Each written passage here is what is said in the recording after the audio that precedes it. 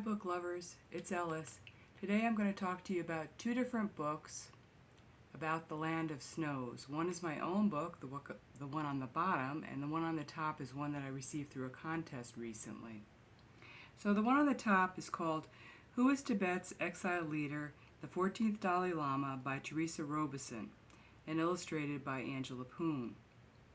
It's part of a series of graphic novels about famous people. To be honest, this is the first graphic novel that I have ever read. When graphic novels became all the rage with kids, I just kind of ignored the whole scene. It really wasn't appealing to me.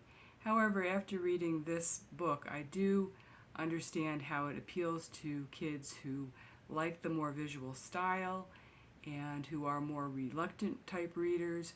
So if your kid is one of those, I get it, and this is a good offering for them. There are a lot of things that I think this book offers.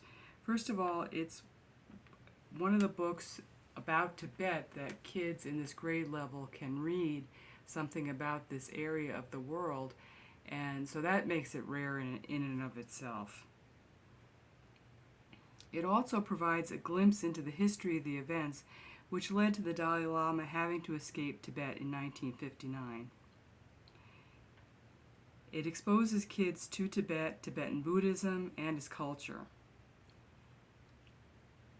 Interspersed throughout the book, the author offers separate pages where she details snapshots of different things happening in Tibet and some background on Tibet, which I think really adds to the story and the power of the overall presentation. So she covers the politics of the time, the functions of the oracles in Tibet, which I really liked because I'm all about the mystical parts of everything, so that was my favorite part of the book. Information about the agreement that China forced on Tibet, which really made the political scene hot and heavy, and why the Dalai Lama is actually going to have to flee the country. Some information about the Dalai Lama's inner circle, and some other interesting facts about the land of snow.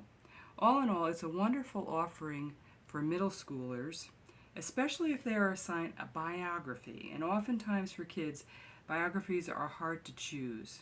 And this is one that is one that gives them, something to stretch for.